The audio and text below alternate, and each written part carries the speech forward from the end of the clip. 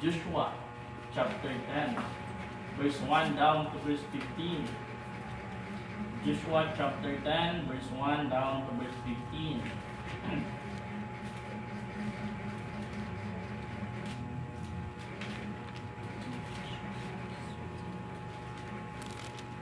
Okay, sa amen, kung na.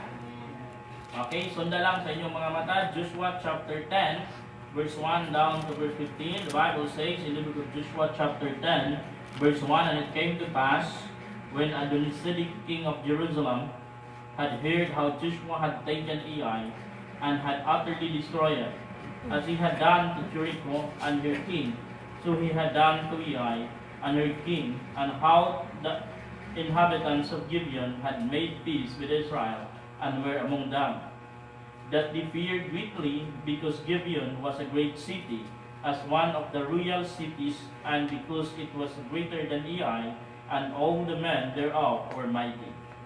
Wherefore Adonizedek king of Jerusalem sent unto Huham king of Hebron, and unto Piram king of Harmoth, and unto Japheiah king of Lachish, and unto Debar king of Eglon, saying, Come up unto me, and help me, that we may make Gibeon, for it hath made peace with Joshua and with the children of Israel. Therefore the 5 kings of the Amorites, the king of Jerusalem, the king of Hebron, the king of Jarmuth, the king of Lachish, and the king of Eglon, gathered themselves together, went up, they and all their hosts, and encamped before Gibeon, and made war against it. Verse 6, and the men of Gibeon sent unto Joshua to the camp to Gilgal, saying, Slack not thy hand from thy servants, come up to us quickly, and save us, and help us, for all the kings of the Amorites that dwell in the mountains are gathered together against us. So Joshua ascended from Gilgal, he and all the people of war with him, and all the mighty men of valor. And the Lord said unto Joshua, Fear them not, for I have delivered them into thine hand. There shall not a man of them stand before thee. Verse 9, Joshua therefore came unto them suddenly, and went up from Gilgal all night. And the Lord discomfited them before Israel, and slew them with a great slaughter at Gibeon, and chased them along the way that goeth up to Betoron, and smote them to Azekah, and unto Makkedah. And it came to pass, as they fled from before Israel, and were in the going down to Betoron, that the Lord cast down a great stone from heaven upon them unto Azekah, and they died. They were more which died with hailstones than the whom the children of Israel slew with the sword. And verse 12, Then spake Joshua to the Lord in the day when the Lord delivered up the Amorites before the children of Israel, and he said, In the sight of Israel, sun, stand thou still upon Gibeon, and thou moon in the valley of Ahalan. And the sun stood still, and the moon stayed, until the people had avenged themselves upon their enemies. Is not this written in the book of Jasher? So the sun stood still in the midst of the heaven, and hasted not to go down about the whole day. And there was no day like that before it or after it, that the Lord hearkened unto the voice of a man, for the Lord fought for Israel, and Joshua returned, and all Israel with him unto the camp of Gilgal. Fear thou not, fear thou not. Let's pray. Precious Father, in the name of the Lord Jesus Christ, Lord, thank you. Thank you so much, Lord God, for the blessing that you have given us.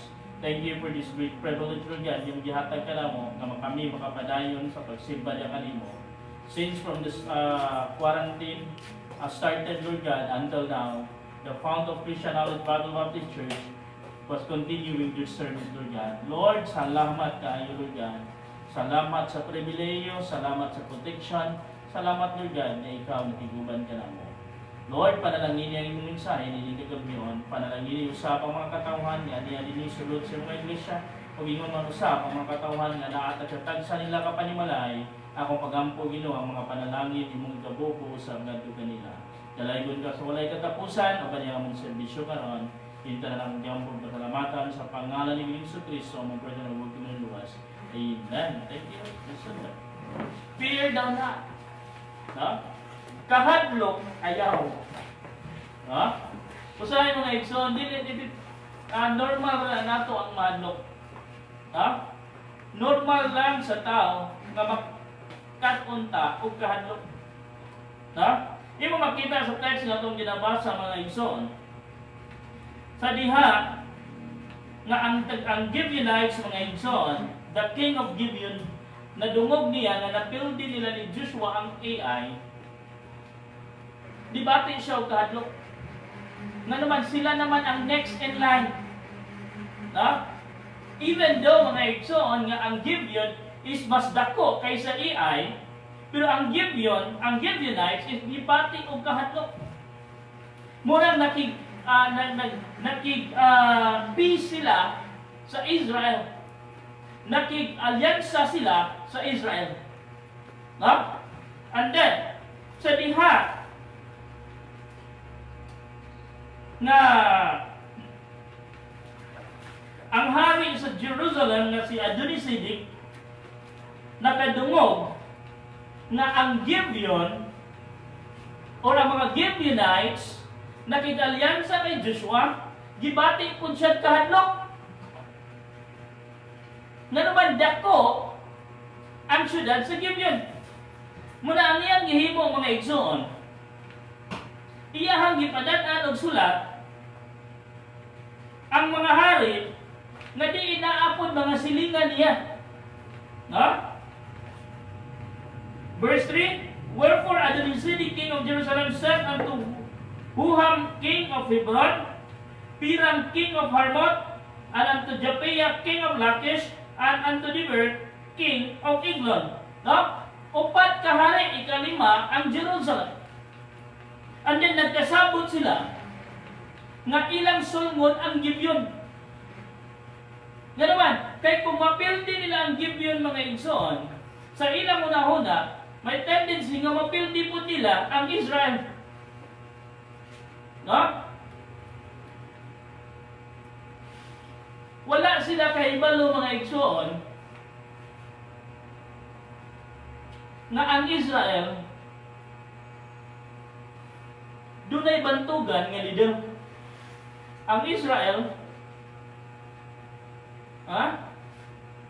dunay gamhanan nga commanding in chief, which is wala na nila nahibawi. Tinuod man mga igsoon, usay mga igsoon ina niya.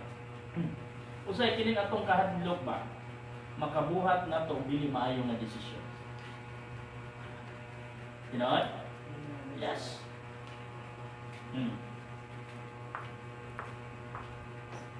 Kita kabantay ba? Nga nibuhat ang usa ka decision based on our emotion. Ang pagkahadlok mga igsoon, emotion man na. Nibati kag kahadlok. Din tungod sa imong kahadlok, wala nakakahuna-huna, wala nakakapaminsa og tarong, nibuhat ka og usa ka decision nga mo end up ka nga imo ra gyapon basulan sa katapusan. Munang isip Kristohanon mga igsoon, it is normal. Kaya kung dili pa na normal mga igsoon ng mga mahadlok, kaya dili mo na ibutang sa Bible. Na mga verses mga igsoon nga naghatag og comfort sa mga Kristohanon because it is a normal for a human being na mahadlok ka. Ang John 14 man, let not your heart be troubled. You believe in God, believe also in me. Na ang mga verses nga ningon ang Dios ngadto kay Joshua, be strong and of good courage. Na ang mga verses nga nagingon nga call unto me and I will answer thee. Kana nga mga verses mga igsoon gibutang na diya sa Bible tungod kay normal lang yun sa human being, normal na yun sa tao nga mubati tagkahadlok. Pero sa diha nga mubati tagkahadlok mga igsoon, dili nato ipatigbabaw ang kahadlok. Na naman, naamay pulong sa Ginoo na naghatag ka nato ka assurance na naay Ginoo nga mutabang na to. No?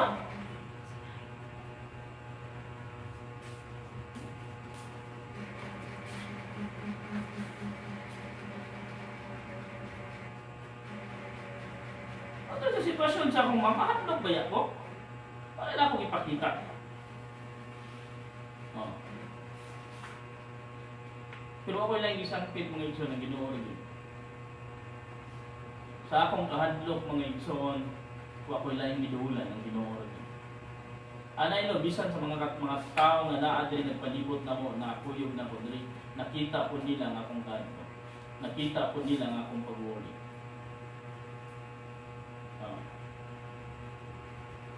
Nagsalamat ko na despite of that, naaragya ako nila. FearThou na! Normal lang ang pagkahadlok. Ang dili normal din na mga igsoon, nagpaundayon ka sa imong kahadlok. Imuhang gipatigbabaw ang imong kahadlok.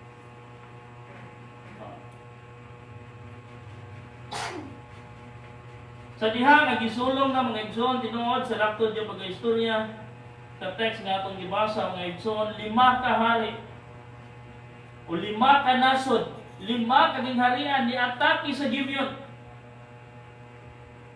Asa ka mangita na? Oh. Siguro nakaingon siguro to ang hari sa Gibeon, siguro nga nganong mga nagigaliansa mabusa-usa lang kanasod. Kung dili di ay ko nakagaliansa sa 5 kanasod. So wala na. Nana siya alyansa sa Israel. So ang gihimo sa hari sa Gibeon mga igsoon, sa iya hapon niya kahadlok mga igsoon, at least sa iyang kahadlok mga igsoon, pwede ba yan niyang buhaton, magpadala siya glitter ngadto sa kano, sige, akong i-withdraw ang ako ang pagigalyansa sa grupo ni Joshua, anhak na lang ko sa inyo. Ayaw lang ko ninyo dayon nga nag-atake, pwede ba yan? Pero sa iyang kahadlok, despite sa iyang kahadlok mga igsoon, ni patigbabaw gihapon ang paminsar niya una-una. Adto ko mga yugtabang sa tao di nakigalyansa ko. Ha? Kanato mga Kristohanon mga igsoon, adto ta mga yugtabang sa tao nga nakigalyansa ta, nga din sigurado ta nga makatabang nato. Kinsa man na? Walayan kundi ang Ginoo. Ha? Makigalyansa kag tao, pakyason ka sa tao. Pero once makigalyansa ka sa Ginoo, God will never fail. FearThou na. 5 kings attack Gibeon. And then the king of Gibeon sent a letter to Joshua, please help us. Ayaw mi pasagdi. Muna in verse 6 mga igsoon, and the men of Gibeon sent unto Joshua to the camp of Gilgal, saying, slack not thy hand from thy servants, come up to us quickly and save us, and help us, for all the kings of the Amorites that dwell in the mountain are gathered together against us. And then verse 7, so Joshua ascended from Gilgal, he and all the people of war with him, and all the mighty men of valor. And verse 8, and the Lord said unto Joshua, fear them not, for I have delivered them in thine hand. There shall not a man of them stand before thee. God will fight for us. God will fight for us. 3 things deserve you. First, God will fight for us only to believe His power. God will fight for us only to believe His power. We are the soldiers of God. In Joshua chapter 10, verse 10, mga igsoon, the Bible says, and the Lord discomfited them before Israel, and slew them with a great slaughter at Gibeon, and chased them along the way that goeth up to Bethoron, and smote them unto Azekah, and unto Makkedah. And it came to pass, as they fled from before Israel, and were in going down to Bethoron, and the Lord cast down great stones from heaven upon them unto Azekah, and they died. They were more which died with hailstones than they whom the children of Israel slew with the sword. God will fight for us. It's only to believe in God's power. Our God is a powerful God. He's a mighty God. He's great in power. God's power encourages us to fight the battle of life. God's power encourages us to fight the battle of life. Wala maka-encourage na to continue fighting. To fight, mga igsoon, in the battles of life. It is only the power of God. Nga naman, if we believe that the God that we serve is more powerful than the God of this world, then let's fight until the end of the battle. God's power encourages us to fight the battle of life. God's power example us to follow. God's power example us to follow. Asa man day ka musunod?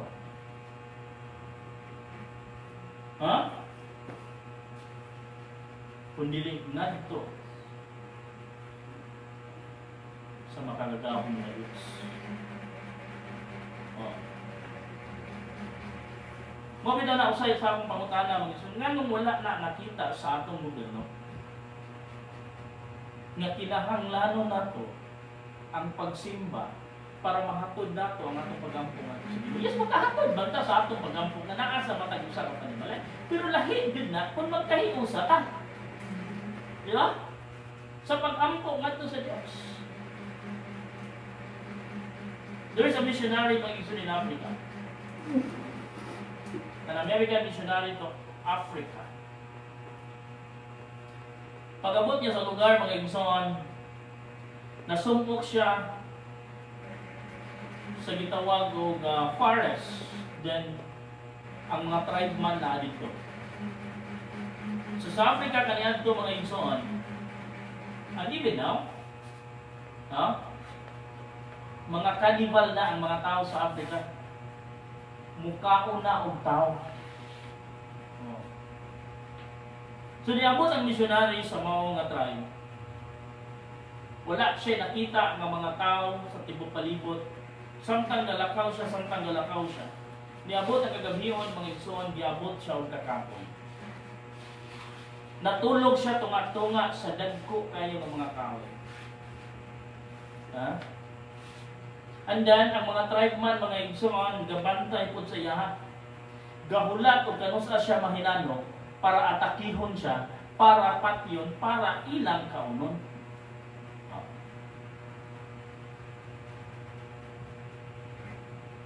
But, kini nga missionary mga igsoon, ngadto sa church na iyang gigikanan, pipila ka mga tao dito, nga mga church people, they are holding their hands in prayer, asking God for protection to the missionary who is in the middle of the forest. Sa dihang panahon na muatake na ang mga tribeman, mga igsoon, wala sila kadayon tungod kay adunay mga tao nga nagpalibot sa mga missionary na nagdanag ang kahayag na daw sama og mga anghel.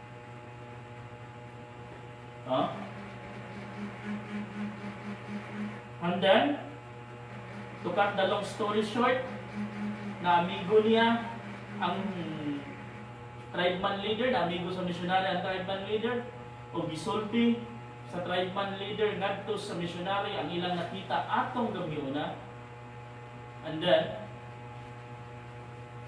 na-realize sa missionary na ang gatong mga tao nga nagpalibot niya nga mura og mga anghel, ang mga tao nga naa sa simbahan nga iyang gigikanan nga nag-ampo para sa iya.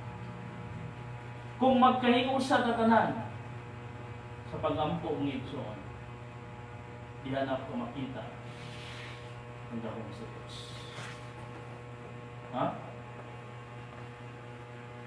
God's power example us to follow.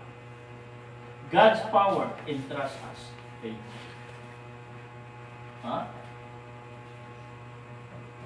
God entrusts His power.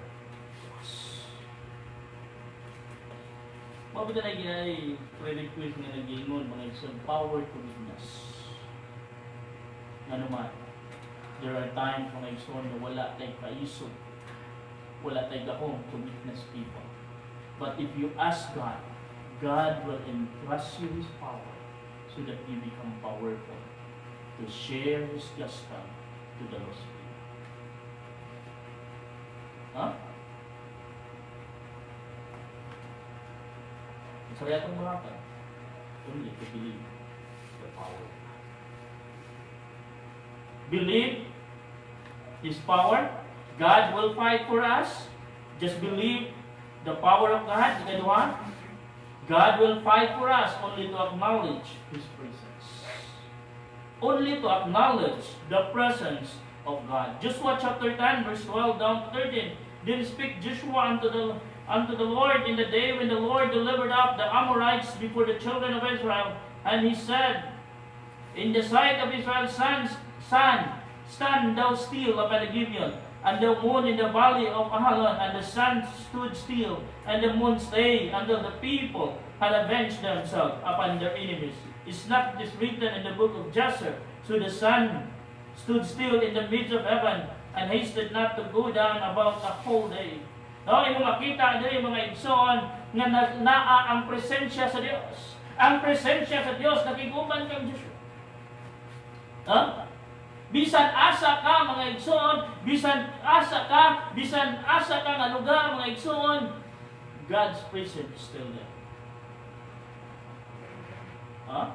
Naa ang presensya sa Dios. Usahay lang, dili nato ma-sense o dili nato ma-feel ang presensya sa Ginoo because we never acknowledge God. Mas di-acknowledge pa nato ang mga tao kaysa Ginoo. Ha?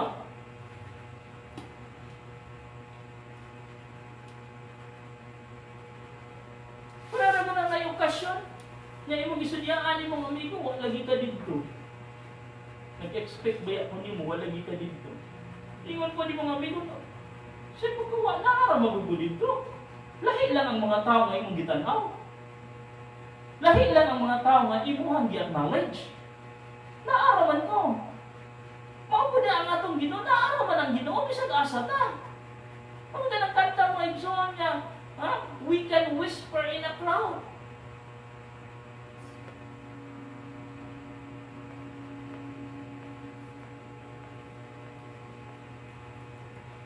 Bisag asa ka. Anywhere you go. Even in the mountain peak. God is always there. The presence of God is still there.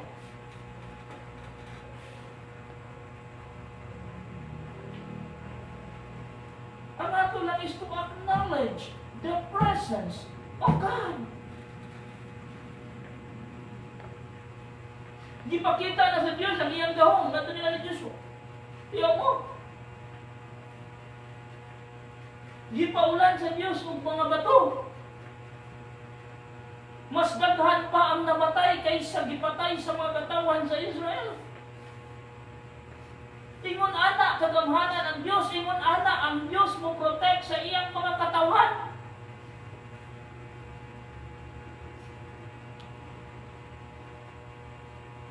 Kung po ang mensahe na gustong ipaabot sa Diyos, ngadto sa mga dili Kristohanon, don't try to fight against the people of God.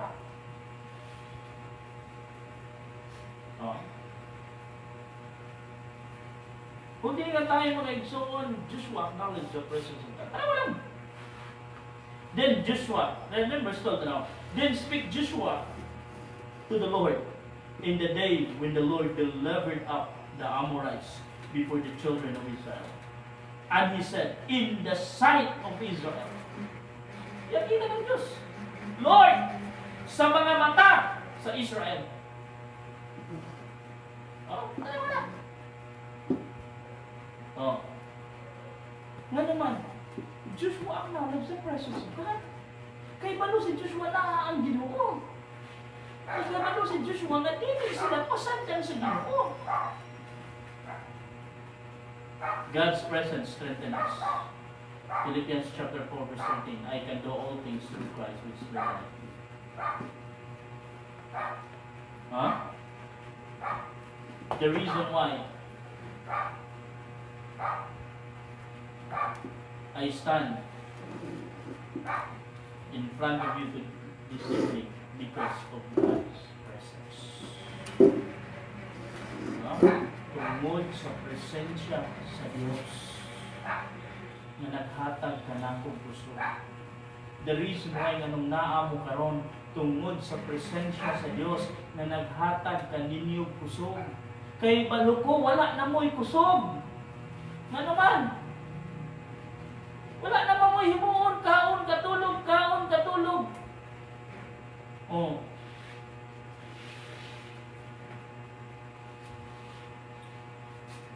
Wala na atong kusog. Pero gitagaan ta og kusog nga naman naa ang presensya sa Dios. God's presence strengthen us. God's presence support us. Philippians chapter 4 verse 19. But my God shall supply all you need according to His riches and glory in Christ Jesus.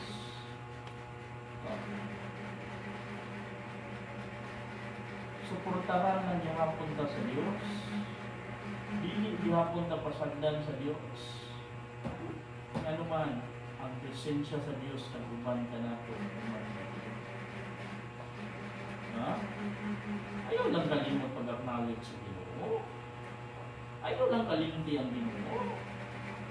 Kalimti lang ang ubang butang, kalimti lang ubang tao, ayaw lang ang Ginoo. Ha? Acknowledge the presence of God. God's presence strengthen us. God's presence support us. God's presence sustain us. Psalm chapter 23 verse 1 to 6. The Lord is my shepherd, I shall not want. He maketh me to lie down in the green pastures, so that it may beside the still waters. He restoreth my soul. He leadeth me in the paths of righteousness, for His name's sake. Do I walk through the valley of shadow of death, I will fear no evil. For Thou art with me, Thy rod and Thy staff, they comfort me. Thou restorest a table before me in the presence of my enemies. Thou anointed my head with oil. My cup runneth over. Surely goodness and mercy shall follow me all the days of my life. I will dwell in the house of the Lord. Psalm chapter 23, verse 1 down to verse 6. God sustaining us. Oh.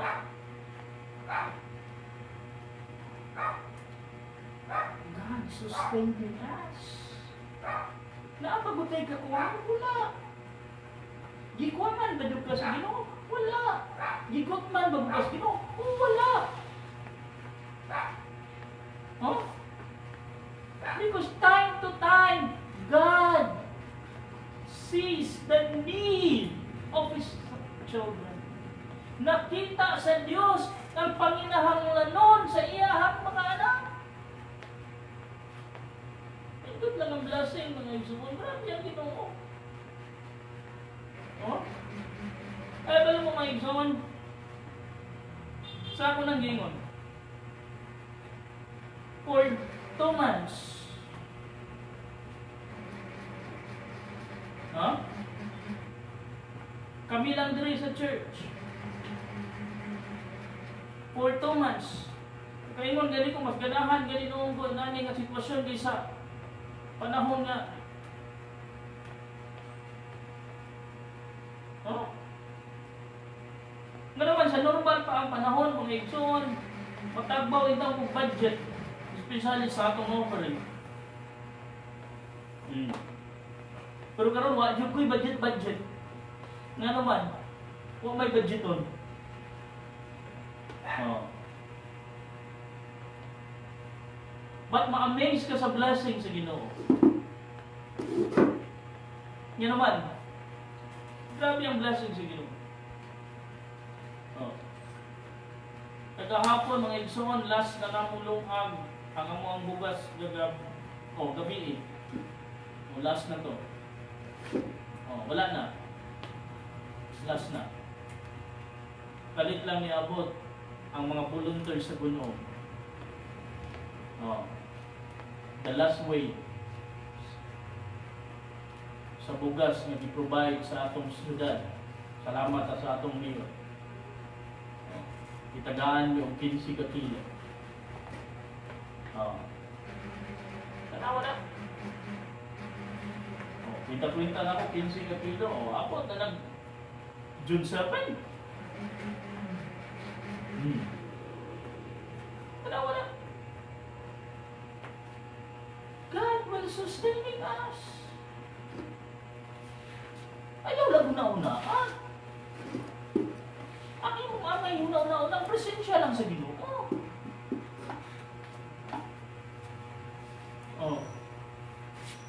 If you acknowledge the presence of God, nakita sa ni Diyos ang imong panginahanglanon.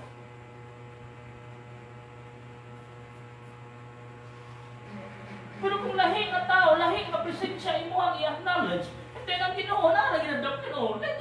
Sila mag-i-acknowledge nito Tanawa, situation. Ang Gibeon mga igsoon nangayo og tabang kay Joshua. Si Joshua nangayo og tabang sa Ginoo.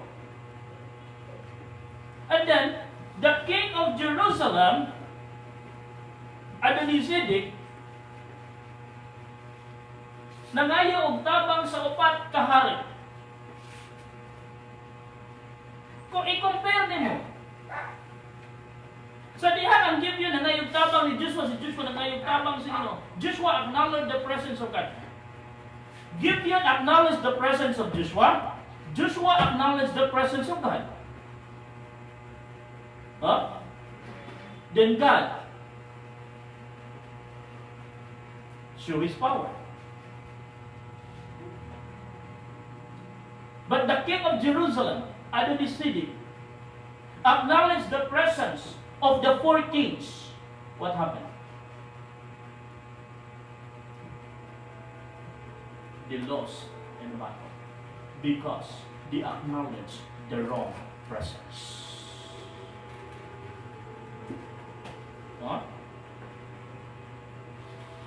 That's why mga igsoon, ayaw, normal man ang pagiging mo makikagtabang sa tao, pero nasa ang Ginoo. Let God send you a people whom na makatabang mo. God will fight for us. Only to believe His power. Only to acknowledge His presence. Ikatulad last, only to amaze His preservation.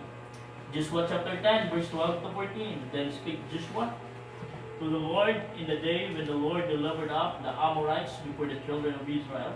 And they said in the sight of Israel, sun, stand thou still up in Gibeon, and the moon in the valley of Ahalah. And the sun stood still, and the moon stayed until the people had avenged themselves upon their enemies. Is not this written in the book of Jasher? So the sun stood still in the midst of heaven, and hastened not to go down about the whole day. And there was no day like that before it or after it, that the Lord hearkened unto the voice of a man, for the Lord fought for Israel. You will be amazed how God preserved His people.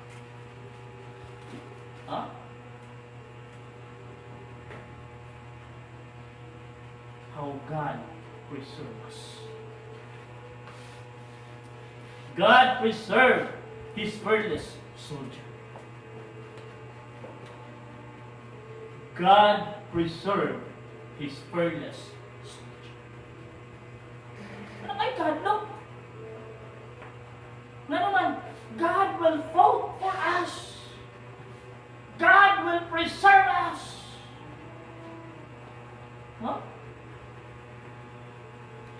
Ano ka lang ang panimbahon, mga igsunan? Doon ay mga churches, mga church, mga igsunan. Kadaghan na yung tao, nagbalik-balik o ganito sila. Kaya kung dili sila muundang sa ilang pagsimba, padlakan ang ilang gate, nag-on sila sa police station, pero wala sila niundang. Gapadayon sila silang pagsimba. Nga naman, para nila wa sila ginimong sayo, they are following the social distancing, they are following the protocol of the government. Then why we need to be afraid? Here the Bible makes on, if God is before us, who will be against us? Kung ang Diyos na anak ko, kinsa mo mag-away ba ito? Kung aduna man mga igsoon, God will fight for us. No?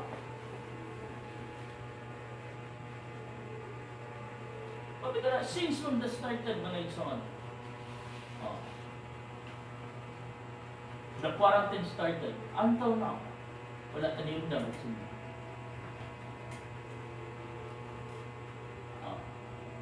Naabay ng surang-surang ako, wala.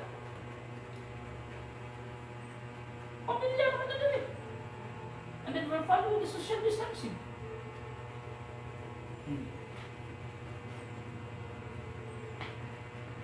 Ang atong viewers, mga simbalay. O simba sa balay. Kung yan, diyan ang kumpiyansa, masing maanad mo. Sige na niya mo aring simbahan kay mag-live stream na lang niya. Sa karon nga panahon mga igsoon, God will understand. O usa ni sa gituyo sa Ginoo. Dili rason ang Dios. Ngano man?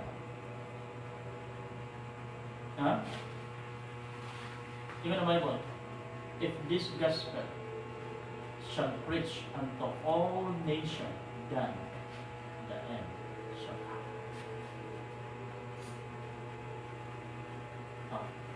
Sa kadaghan nga nag-live stream karon,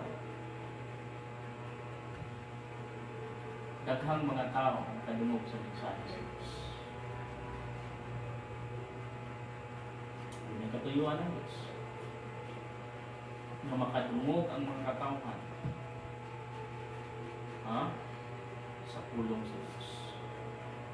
Pero dili katuyuan sa Diyos na ang mga Kristohanon magpabilin na naa magsimba sa ilang makapalimutan. Kaya ang kagustuhan sa Diyos na ang mga Kristohanon, ang iyang mga anak, dadun niya sa usa ka lugar, bisag unsa kalayo ang mga lugar, kay dunay gibutang ang Diyos na tigumanan para sa kadaghanan. Na diin adto nimo daygon ug simbahon ang buhi ng Diyos. Mauna ang nagkatansa ka mga local Baptist churches. And always remember, the glory of God is in the church.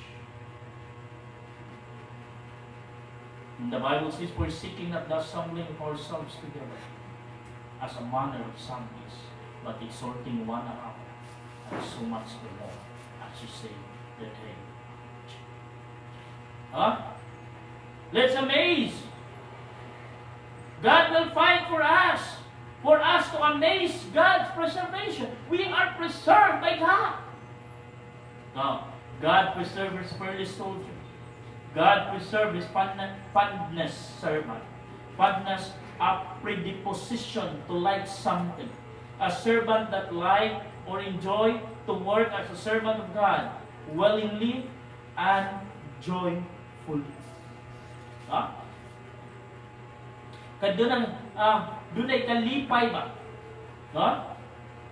Anang alagad sa Dios nga dunay kalipay na para sa buluhaton sa Dios, alagad sa Dios nga mulihok nga willing and joyfully. Kung ikaw alagad sa Dios, Kristohanon ka, kalipay nimo ang pagsimba sa Dios, kalipay nimo ang pagpangalagad sa Dios, kalipay nimo ang pagbuhat sa buluhaton sa Dios. Then, ingon ang Bible may son, you will be amazed sa panalangin na ihatag sa Dios. You will be be amazed. You will be amazed. Last, God will fight for us. Just believe in His power. Just acknowledge His presence. Be amazed of God's preservation. If God preserve His fearless soldier, God preserve His fondest servant, God preserve His fat saints. Fat. F-A-T. Tanawa imong lawas. Then be amazed of God's blessing. God preserve His fat saints.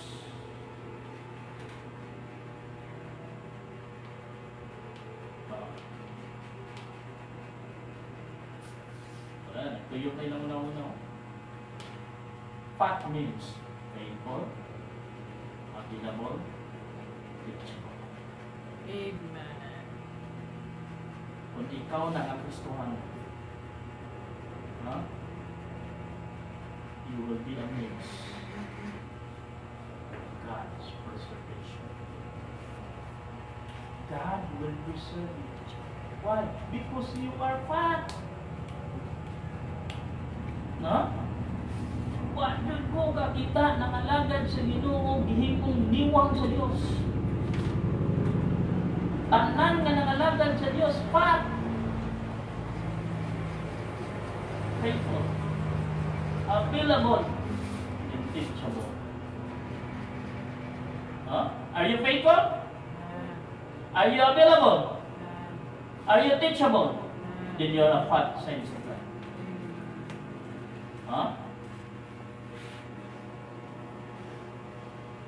Kung wala pa mo nakita, wala pa ka na-amaze ka, wala ka na. Someday, you will be amazed at God's preservation. Ano man, yun na ba yun? Fear the man. Because God will fight. Precious Father, in the name of the Lord Jesus Christ, we thank you. Thank you sa panalangin yung ihatag. Thank you, Ginoo. Minsan, ako pangampun mo dyan, ikaw mag-bless ka na. Pag-ayon ka, Ginoo, mag-auban yung simbahan, makatawahan niya, iakarating mo Lord dyan, ikaw mag-panalangin. Naman sa akong mama Lord dyan, continue ka, mag-attach sa iyong body, at makahil ka niya completely Lord dyan. And even sa mga kaigsunan niya, na sa pagkipag sa nila kapanimalay, garon Ginoo Lord dyan. Ako pag-ampo kanila, na ikaw mag-bless, magkapanalangin, mag-protection kanila Lord dyan. Lord, likunan kami Ginoo sa mga problema nga among isagupang karon. Ayaw kami tuguti Ginoo, ayaw tuguti Ginoo nga among kahatlok mo mga digpamaw. Salamat Ginoo sa imong kaayo, tingala na akong yapong pasalamatan sa pangalan ni Kristo. Ang Lord na ng Diyos.